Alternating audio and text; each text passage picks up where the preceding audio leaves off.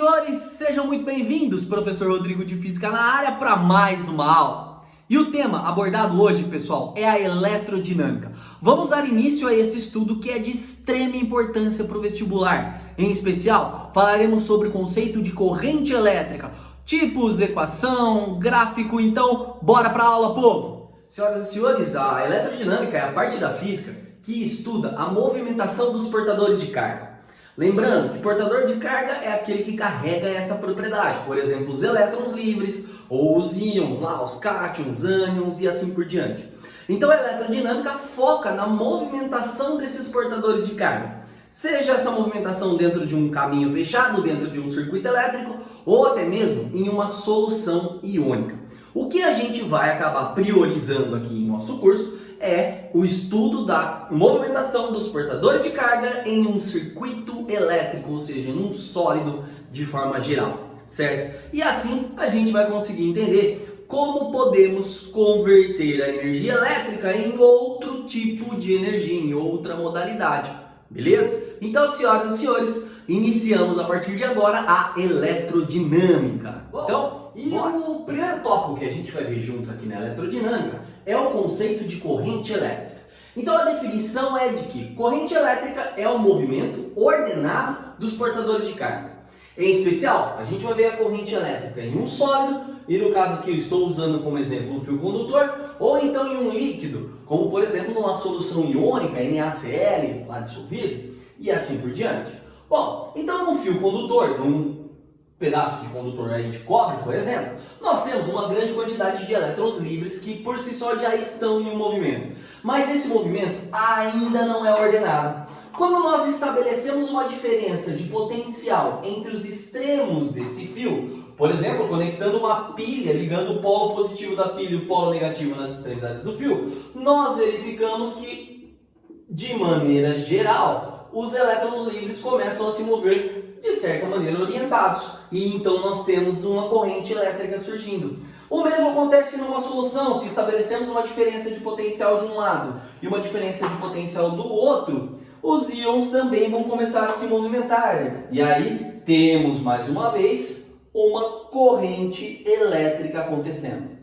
O nosso foco principal, na grande maioria das vezes, vai ser a corrente elétrica feita de elétrons, mas é importante que a gente saiba que a corrente elétrica não necessariamente é movimento de elétron, e sim, é movimento de portadores de carga. Mas, como eu disse, o nosso foco é no sólido, é no fio, e portanto, vamos ver mais detalhes dessa corrente elétrica em um fio. E o detalhe importante que a gente tem a estudar a respeito da corrente elétrica é o sentido real e o sentido convencional de uma corrente. Vamos lá, vamos entender melhor isso.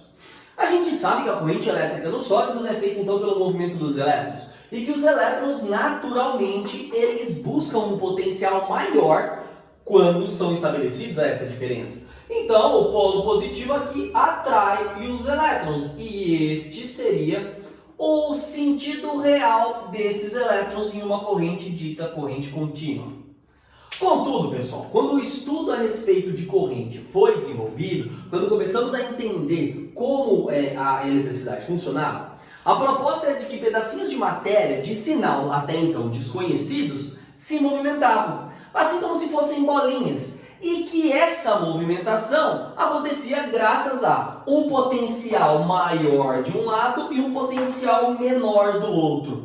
Assim como ocorre na gravidade, por exemplo, se nós pegarmos uma rampa e soltarmos uma bolinha do alto dessa rampa, essa bolinha naturalmente ela desce. O porquê isso ocorre?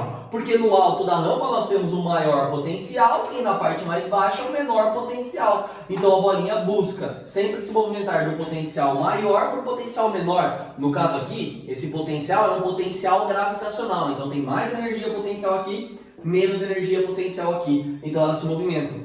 Para as cargas elétricas, então, a ideia era parecida. Eles assumiam que os pedacinhos de matéria, então, deveriam sair do maior potencial para o menor potencial, sem conhecer o sinal que essas cargas elétricas possuíam. E assim, pessoal, acabou se convencionando que a corrente elétrica sai do positivo e vai em direção ao negativo. Mas na realidade, o que acontece é que ela sai do negativo e vai para o positivo. Pois então, qual desses sentidos nós adotamos? O segundo, o sentido convencional, pois ficou assim convencionado no desenvolvimento de todas as leis que o comportamento da corrente seria esse. Então, senhoras e senhores, mesmo sabendo que são elétrons, lembre-se, a corrente elétrica para nós ela sai do polo positivo e vai em busca do polo negativo, ok? Então, corrente convencional é isso que a gente usa. Para se determinar a intensidade de corrente elétrica, que chamaremos de I, que passa por um condutor, é necessário verificar a quantidade de carga elétrica que passa por uma seção transversal em função do tempo que ela leva para fazer essa travessia. Então a gente diz que a corrente elétrica ou a intensidade de corrente elétrica média I é dada por quantidade de carga ou variação da quantidade de carga em função da variação de tempo, ou seja, o I é igual a ΔQ sobre ΔT. Ou ainda, numa versãozinha, digamos que mais simpática, mais amigável, se multiplicarmos em cruz, poderemos deixar como carga é igual a corrente vezes tempo. Surge aqui então para nós o kit. Senhoras e senhores, sabemos que carga é uma unidade de medida já conhecida lá da eletrostática, é dada em coulombs. Então, Czão aqui na carga. Tempo, sempre em segundos. Então, um S aqui para segundos. E a corrente elétrica seria coulomb por segundo. Razão essa que é conhecida como sendo amperes. Então, uma corrente elétrica é medida em amperes, ok? Então, senhoras e senhores, equação de intensidade de corrente, corrente elétrica média, o kit. E quais são os tipos de corrente que temos aí no nosso dia a dia, na natureza em geral? Nós temos a corrente elétrica chamada de corrente contínua, que é a corrente produzida por pilhas e baterias, onde a movimentação dos elétrons ocorre sempre na mesma direção e mesmo sentido. Então, é feito através de um circuito, um caminho fechado. Mas também temos a possibilidade de uma corrente do tipo alternada, onde os portadores de carga eles vão e vêm em torno de uma posição fixa, em torno de uma posição média. Essa é a corrente produzida por exemplo, as usinas do tipo hidrelétrica, eólica, produzidas de maneira geral a partir do movimento de alguma coisa, certo? Então, temos uma corrente do tipo contínua e uma corrente do tipo alternada. Em especial, nós poderíamos analisar o tipo de corrente a partir de um gráfico onde temos a intensidade da corrente em função do tempo. Então, como eu disse para você, a corrente contínua, ela sempre vai se estabelecer na mesma direção e mesmo sentido. Não necessariamente ela vai ter sempre a mesma intensidade. Então eu posso ter, por exemplo, uma corrente que aumenta e depois ela diminui, mas ela nunca muda de sentido. Então a corrente sempre atuou pelo lado aqui positivo. Ela, por exemplo, do gráfico, no caso, ela é uma corrente contínua, certo? Essa corrente contínua, ela é também chamada de corrente direta ou DC, ok?